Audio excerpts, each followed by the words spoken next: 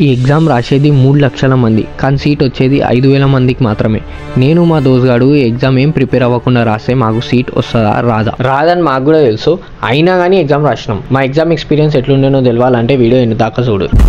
So guys, ఇలా date వచ్చేసి November 30, అంటే ఇలా క్యాట్ ఎగ్జామ్. ఇంకా మేము క్యాట్ ఎగ్జామ్ రాయనికే పోతున్నాము.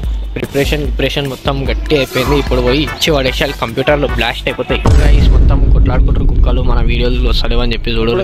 మీరు ఇట్లా కొట్లాడుకుంటారు ఇంటికాడ, నాకు తెలుసు గైస్. కొట్లాడుకోకు, రేపు కేసులు అయిపోతాయి. ప్రిపరేషన్ మొత్తం గట్టి అయిపోయింది. ఇప్పుడు పోయి ఇచ్చి పడేసాలి, కంప్యూటర్లో బ్లాస్ట్ అయిపోతాయి.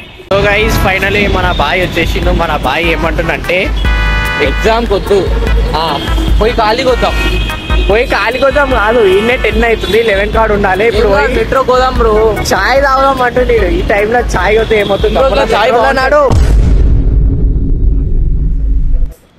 కాంప్లిమెంటరీ చాయ్ కి.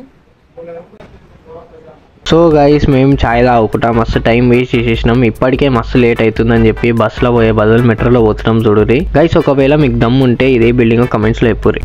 సో గైస్, మెట్రో దిగేసినాం. ఇప్పుడు చూడురి, బస్ స్టాప్ కాడికి పోతున్నాం. ఇప్పుడు బస్ స్టాప్ కాడికి పోయి బస్సులు ఎక్కుతాం. బస్సు మొత్తం బ్లాస్ట్ అయిపోతుంది. సో గైస్, ఆడ బస్ స్టాప్ కాడ పోయి నించుంటే ఒక్క బస్సు బి వస్తలేదు. ఇప్పటికే మస్తు లేట్ అయిపోతుందని చెప్పి మనం మళ్ళీ ప్లాన్లో చేంజ్ చేసేసినాం. ఆటో ఎక్కినాం. మనం ఆటో ఎక్కి కొంచెం ముంగడు పోగానే ఏమైందంటే ఆటోనే ఆగిపోయింది. ఇక ఆటో అంకుల్ వెనుక పోయి ఏదేదో గెలికిండో, చౌక్ గుంజిండో, ఏం చేసిండో మనకు తెలియదు. కానీ అట్లా ఇట్లా చేసి జర ముంగడ దాకా అయితే తీసుకుపోయిండు. ముంగడ పోయినాక మళ్ళీ ఆగిపోయింది ఆటో, అది వేరే విషయం. ఇక ఇట్లయితే కాని పని అని చెప్పి అటు ఇటు పోయి మళ్ళీ బస్సులోనే ఎక్కినాం. హైలైట్ ఏంటంటే జర ముంగడు పోగానే సిగ్నల్ పడి ఆ బస్సు కూడా ఆగిపోయింది. ఎగ్జామ్కి ఇంకొక 5 నిమిషాలు 10 నిమిషాలు ఉంది, ఎందుకు రాబే మనకి ఇవన్నీ అని చెప్పి నడుచుకుంటూ వెళ్ళిపోయినాం. ఆడికి పోయినాక తెలిసింది ఇంకొక స్టంట్ ఏంటంటే మా దోస్తుగాడు హాల్ టికెట్లో పాస్పోర్ట్ సైజ్ ఫోటో అతకబెట్టలేడు. సరే లాభయ్, అదొకటే స్టంట్ చేసిందా అంటే కాదు, వాడు హాల్ టికెట్లో పెట్టింది ఒక ఫోటో, పట్టుకొచ్చింది ఇంకొక ఫోటో. ఆల్రెడీ మస్తు దగ్గరలో మెన్షన్ చేసిరు హాల్ టికెట్లో ఫోటో, పాస్పోర్ట్ సైజ్ ఫోటో ఒకటే ఉండాలని చెప్పి. ఇప్పుడు మాకున్న సస్పెన్స్ ఏంటంటే ఇన్ని లోపలికి పంపిస్తారా లేదా. పంపించేసారు. వీని అదృష్టం అనాలా లేకుంటే ఆ సెంటర్ లైట్ అనాలా తెలియదు, కానీ వీడైతే సక్సెస్ఫుల్లీ ఎగ్జామ్ రాసిండు. ఇక ఎగ్జామ్ అయిపోగానే మనం అయితే పక్కన ఫాస్ట్ ఫుడ్ బండిలా చికెన్ నూడిల్స్ తినికి వచ్చేసినాం. ఇక్కడ చికెన్ చూడరు గైస్ ఎంత ప్యూర్ ఉన్నదో, మంచిగా పెద్ద పెద్ద ముక్కలు ఉన్నాయి. దీంట్లో పిండి గిండి ఏం లేదు. మేమేమో ఇంత మసాలా ఆయిలీ ఫుడ్ తింటుంటే ఆ నూడిల్స్ షాప్ ఓనర్ చూడరు గైస్ ఇంట్లోకి వెళ్ళి పప్పన్నం తెచ్చుకొని తింటుండు. సరే ఇక ఇదంతా పక్కన పెట్టురు. ఇప్పుడు క్యాట్ ఎగ్జామ్ రివ్యూ ఇద్దాం. మన first cat aspirant Varaprasad bro, ఏంది నీ రివ్యూ ఏంది? ఎగ్జామ్ ఎట్లా రాసినావు? సెంటర్ ఎట్లుంది? ఏందన్నా పులిహోర కడలు చెప్పు.